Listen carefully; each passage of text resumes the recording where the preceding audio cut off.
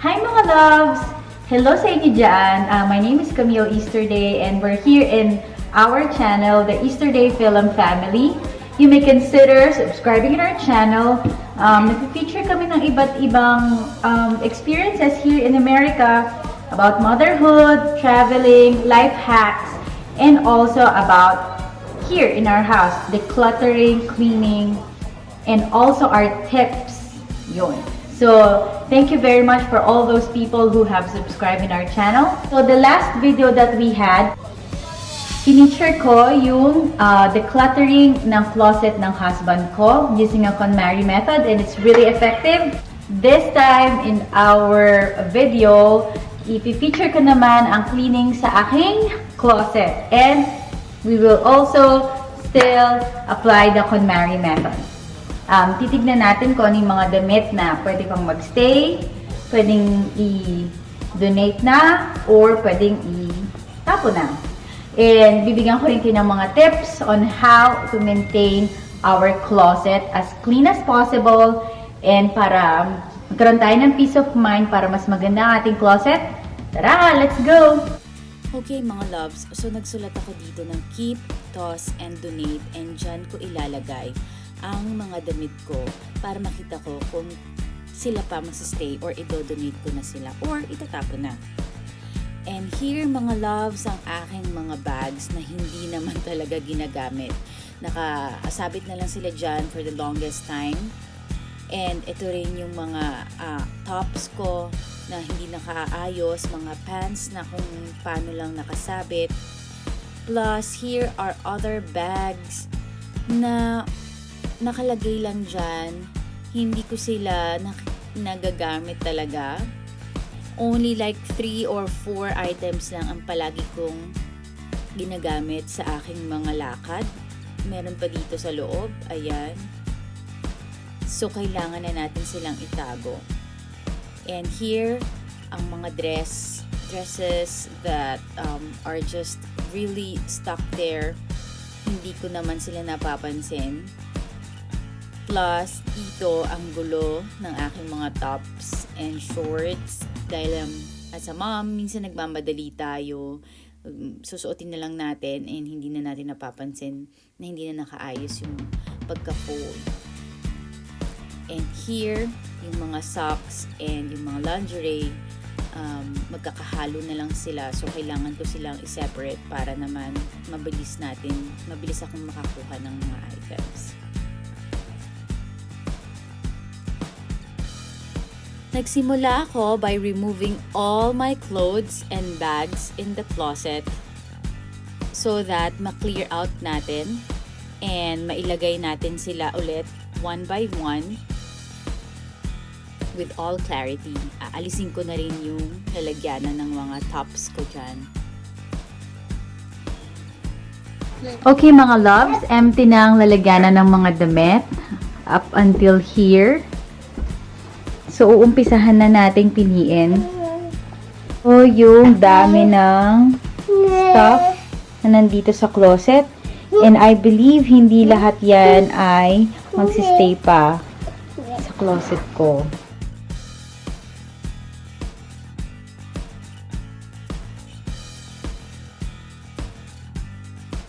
Alright mga love, so now nag-uumpisa na akong i-separate yung mga damit ko according to those papers on the floor.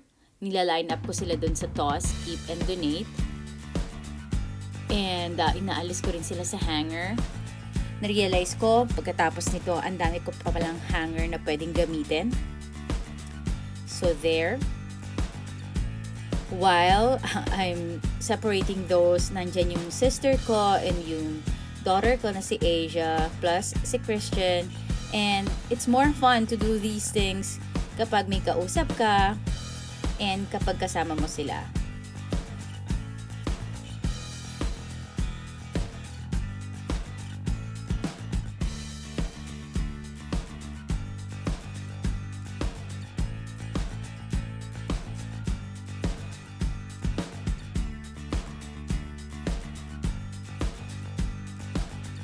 So, eto na ang lahat ng i-donate natin. Most of those items they don't fit on me anymore because I got a little bit bigger after my pregnancy. Ito rin yung mga itatago natin. Makikita ninyo na mahilig ako sa blue color and white and black. Yan. Plus, dito sa side na to, ito naman yung mga itutos natin. And magsa-start na rin akong i-bag sila. I have a white plastic bag here for donation. And another one. So, we have 2 bags for donations. And then, inaayos ko na rin yung mga hanger. Plus, ito yung mga itatago. Na-try ko siyang i-fold one by one.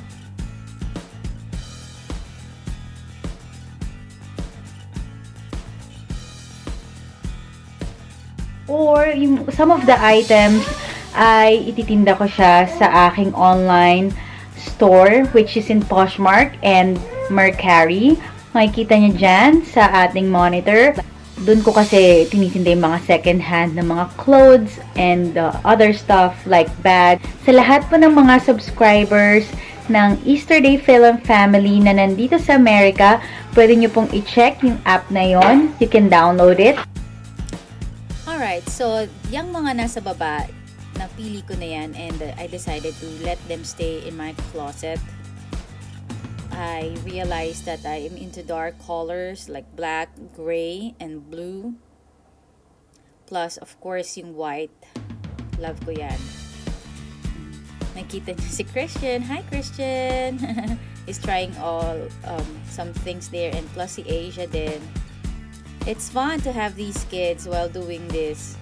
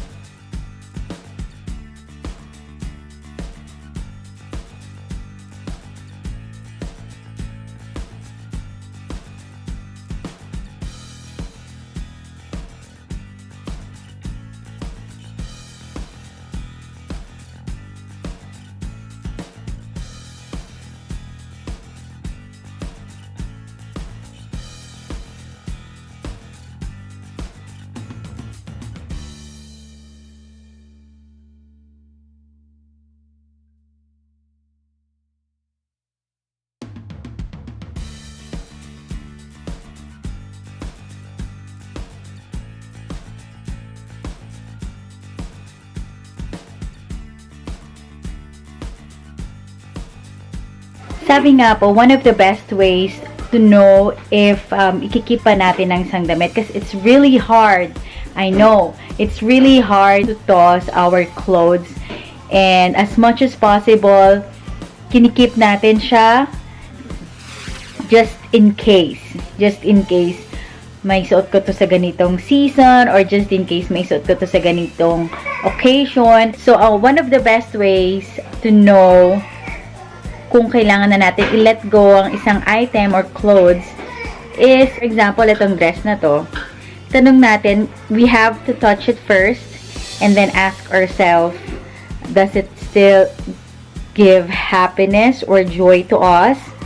Or does it still give a spark?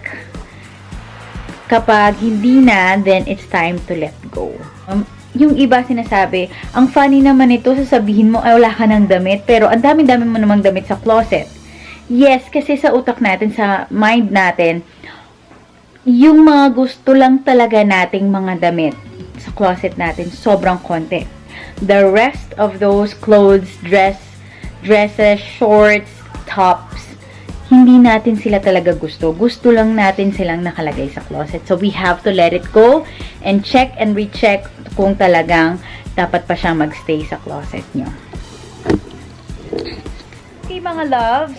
So, sa lahat ng mga ikikip natin, like this, at isa-stack natin siya sa second closet, pwede natin gamitin yung mga ganitong plastic. Ito, maganda to kasi pwede natin siyang i-compress. So, makakatipid tayo sa space. And aside from that, makikita natin yung loob. Diba? So,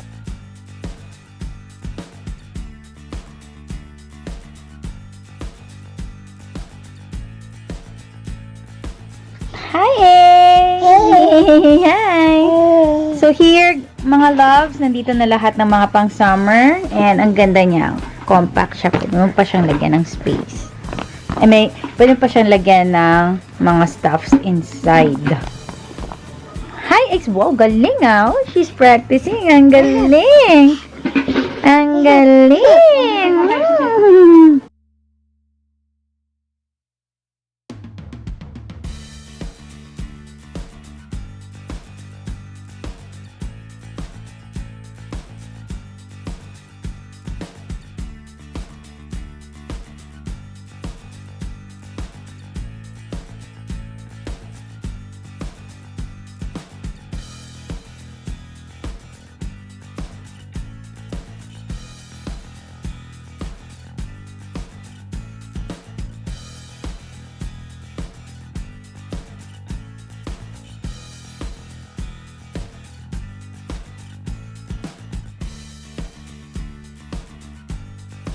There you have it, mga loves. Finally, natapos na natin yung pag-declutter and pagpili kung ano ba talaga yung magsistay dito sa closet. And na-realize ko na ito lang talaga yung lagi kong sinusuot.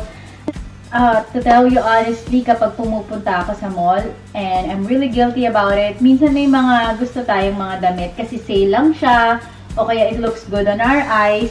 Pero pag nilagay na natin siya sa closet, hindi na siya nawawala doon or naalis kasi hindi naman natin sinusuot. So, nakukitan lang tayo or uso. Pero sa totoo lang, ito lang talaga yung komportable akong suotin. Ito lang talaga. Long sleeves, checkered, ganyan. Or itong mga sweater. So, ito yung natira. And then, sa mga dress, na-realize ko mahilig pala ako sa black. Yan, sa gray.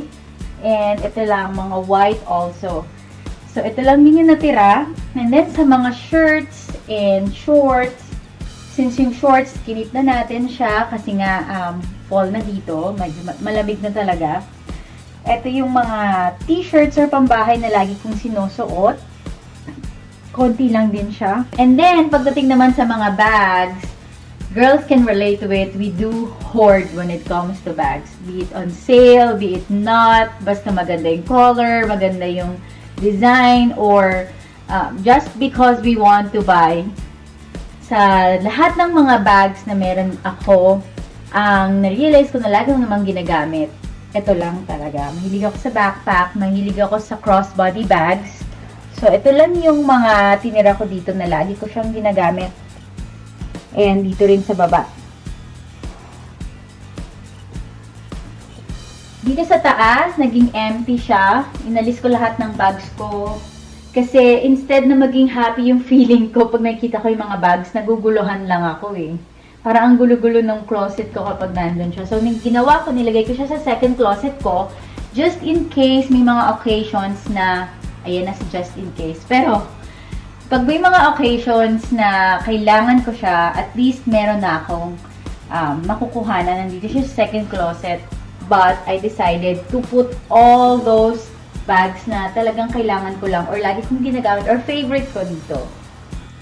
Mga loves, you can also suggest if I should put something on top or just stay it that way. So what's the importance of decluttering our closet?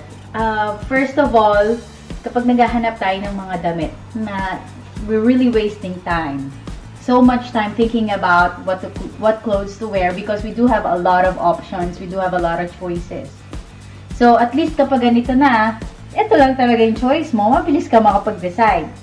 Second is peace of mind. Kapag nakita mo yung closet mo na ganito na kalinis, ganito na kaklaro, you have a peace of mind. Ang sarap tignan, diba? Na malinis, tsaka konti lang, organized pa. And most importantly, of course, at least if we know that we do still have space, pag meron pa tayong gustong ilagay na talaga namang lagi natin ginagamit or important sa atin, meron tayong space for that. So that's why we do have to declutter or to organize our closet. Ayan mga loves, thank you very much at sinamahan niyo ako today. I hope you consider subscribing in our channel, Easterday FIL-AM Family, for more of these and for more cleaning tips, for more tips on how to maintain our house. Is also about, taking care of our kids, also traveling, and in our future videos also we will have tips on how to have tourist visa, anything about documentations or immigration na alam ko lang, na familiar ako. Tourist visa. If you like this video, please hit the like button and mag-subscribe na kayo sa aming channel. Thank you and bye-bye!